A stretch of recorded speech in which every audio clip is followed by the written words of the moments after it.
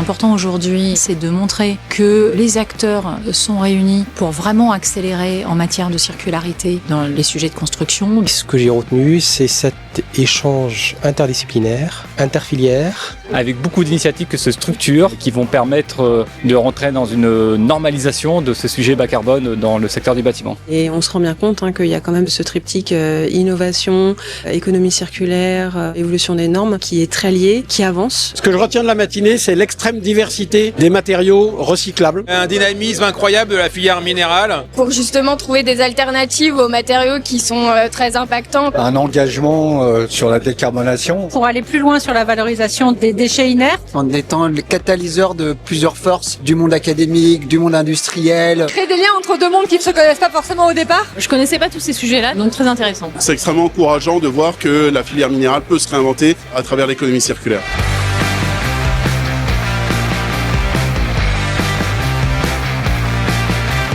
Ecomineo est vraiment un catalyseur en matière d'innovation. Nous, on est là pour mettre en lien tous les acteurs de cette filière pour trouver des nouvelles solutions. Ils encouragent l'innovation. Partenaires fiables, techniques, intéressants, avec qui on a des très très bons échanges. On les intègre aussi dans l'enseignement parce que je pense que ça fait aussi partie de l'accélération de l'innovation. Ecominero nous a fourni diverses informations sur l'éco-conception. Qu'est-ce qu'on fait des matériaux qu'on est en capacité de récupérer? Donc c'est le béton mais pas que.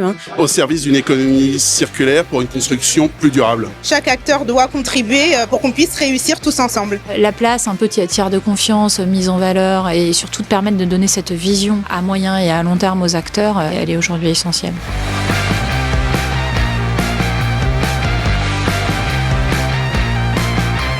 L'innovation dans le bâtiment en un mot, je dirais qu'elle est plurielle. Essentielle. Indispensable.